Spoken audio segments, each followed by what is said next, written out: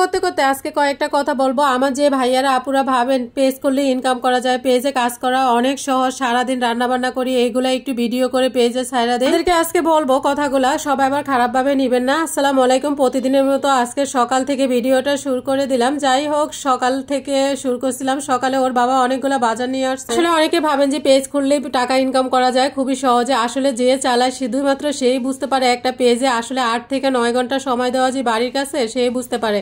আর একটা পেজ দাঁড়ানো মানে কতটা যে কষ্টের সেটা একমাত্র সেই বুঝতে পারে। যে ব্যক্তিরা পেজটা চালায় তারাই একমাত্র বলতে পারবে। আগে হয়তো মোবাইল টিপতাম, কিন্তু এত পরিমাণ মোবাইল টিপা হয় না। এখন যেই পরিমাণ মোবাইল টিপা হয়, মোবাইল টিপতে টিপতে চোখের এত ব্যথা, প্রচুর পরিমাণ ব্যথা। তাও কি করবো, যেহেতু পেজটা চালাইতেছি কষ্ট করে, আজকে এতদিন ধরে এটা শ্রম দিয়ে আসছে। অনেকে বলতে পারেন যে এত সমস্যা তাহলে চালান কেন? ওই যে বললাম, এত কষ্ট করে এতদিন ধরে শ্রম দিয়ে আসছে, এটার প্রতি একটা মায়া জন্মিয়ে গেছে। তো এই জন্য আর এই পেজটা ছাড়তে পারতেছি না।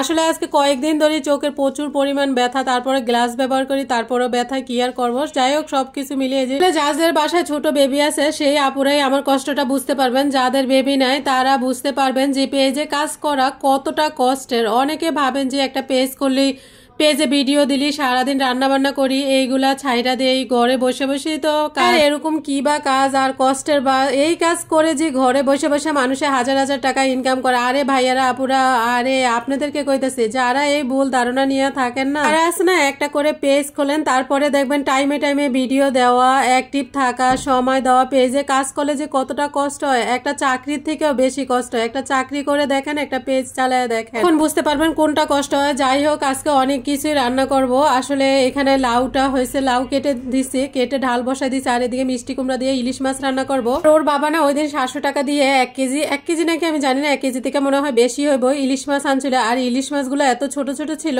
ইলিশ মাছটা একটা রান্না আমাদের একবেলা চলে যায়। আসলে ইলিশ মাছ ছোট হোক বড় হোক, ওর বাবা আর আমি খাই, আর কেউ খাইতে পারে না। যেহেতু আরাফাত ছোট, ওকে বেছে বেছে খাওয়াইতে হয়। আর ইলিশ মাছের ভিতরে না অনেক বেশি কাটা থাকে, আমার না অনেক বেশি কষ্ট হয়ে যায় বেছে খাওয়া। ছোট বাচ্চা নিয়ে ভিডিও বানাতে কিন্তু অনেক বেশি কষ্ট হয়। তারপরে চেষ্টা করি সবসময় অ্যাক্টিভ থাকার জন্য। আর আমার যখন ছোট বেবিটা হয়েছে তখন থেকে আমি পেজটা খুলছি, ওকে নিয়ে আমি এই পর্যন্ত আলহামদুলিল্লাহ আপনাদের দোয়ায় কাজ করে যাইতেছি। আজকে না অনেকগুলো রান্না করে ফেলছি। আসলে গ্যাস থাকলে না অনেক বেশি ভালো লাগে। এদিকে আমি সিম দিয়ে, আলু দিয়ে, লাউয়ের খোসা দিয়ে মানে একটা ভাজি করতেছি, আর ওদিকে লাল শাক, কালকে শুটকি তরকারি ছিল, কালকে টক ডাল ছিল, তারপরে আজকে লাউ দিয়ে মানে ডাল রান্না করছি। আর ওইদিকে হয়েছে রান্না করব ইলিশ মাছ দিয়ে মিষ্টি কুমড়া। মানে অনেকগুলা রান্না হয়ে গেছে, এতগুলা রান্না আমাদের বাসা খাওয়া হয় না। যাই হোক, এদিকে আমি মাছটা কেটে নিতেছি। আসলে রান্না বসায় বসায় যেগুলা কাজ আছে ওইগুলা একটু একটু করে শেষ করে নিতেছি। আসলে রান্না বসায় যে বসে থাকি তা না, এর ভিতরে ভিডিও করি, ভিতরে আবার রান্না করি, তার ভিতরে আবার আরাফাতকে ডাইনিং টেবিলে বসে বসে খাওয়াই, ওকে আবার খাটে বসে খায়। যে টাইমে আমি রান্না করি ওই টাইমে আবার ডাইনিং টেবিলে নিয়ে আসি, তাহলে দেখা যায় আমার রান্না করতে একটু সুবিধা হয়। ইলিশ মাছটা ভাবছিলাম একটু কষিয়ে রান্না করবো, তারপর ভাবতেছি হালকা একটু ফ্রাই করে রান্না করি। আসলে ওর বাবা যেভাবে রান্না করি না কেন ওইভাবেই খেতে অনেক বেশি পছন্দ করে। তো মাছটা আমি কড়া করবো না,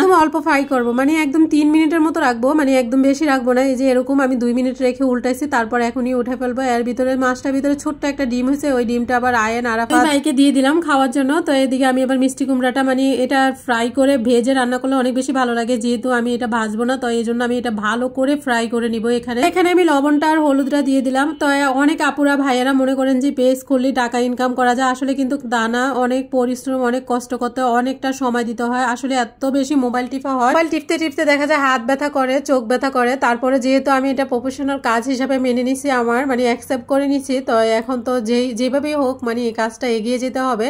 তো এদিকে কিন্তু মিষ্টি কুমড়াটা কড়া ফ্রাই হয়ে গেছে। তারপর আমি মরিচের গুঁড়া দিয়ে দিলাম, কিছু কাঁচামরিচ দিয়ে দিলাম, পরিমাণ মতো পানি দিয়ে দিলাম, একটু আদা রসুন দিয়ে দিলাম। আমি কোনো মাছগুলা দিয়ে দিছি, যেহেতু মাছের গ্রানটা মিষ্টি কুমড়ার ভিতরে ভালো করে যেতে হবে, তো ব্লক আসার আগেই দিয়ে দিলাম। আর মাছটা যেহেতু কড়া মানে ফ্রাই করি নাই, তো এই কারণে মাছটা ভালো করে দিয়ে দিচ্ছি। এই যে মাথাটা দেখেন, মনে হয় যেন একদম কাঁচা রয়েছে, এরকম অবস্থা। তো এইভাবে কিন্তু মাছটা রান্না করলে কিন্তু এইভাবে অনেক বেশি মজা লাগে। এদিকে কিন্তু তরকারিটা অনেক সুন্দর হয়ে গেছে। তো এখানে আমি কিন্তু ধনিয়া পাতা দিয়ে দিছি। আর আমার কিন্তু ধনিয়া পাতা দিতেই হবে শীতের তরকারির ভিতরে। আপনারা এটা রান্নি দেখতে দেখতে বিরক্ত হয়ে যাবেন। আর ধনিয়া পাতা না দিলে কিন্তু তরকারির ভিতরে আমার কেন জানি শীতের ভিতরে একদম ভালো লাগে না। ধনিয়া পাতার ফ্লেভারটা কোন কোন আপু পছন্দ করেন অবশ্যই কিন্তু কমেন্টে জানাবেন। আমি একটু লবণ দিয়ে দিলাম, তারপর হালকা একটু চিনি দিছিলাম, আগে এটা স্কেপ হয়ে গেছে বুঝতে পারি না। তো এদিকে কিন্তু তরকারি রান্নাটা অনেক বেশি সুন্দর হয়েছে। আমি দুপুরে খাবার খেতে দিয়ে ওর বাবাকে আমি নামাজ পড়তে বসছি, উনি বলতেছে আমি বলতেছি কি হয়েছে, পরে বলতেছে এত মজা হয়েছে তরকারি আজকে। তো যাই হোক, বিকালে কিছু নাস্তা বানিয়ে নিলাম, মানে বাপা পিঠা বানিয়ে নিয়েছে, ওর বাবার অফিসে পাঠিয়ে দেবো। এর মতো এ পর্যন্ত কি সবাই ভালো থাকবেন, আল্লাহ হাফেজ।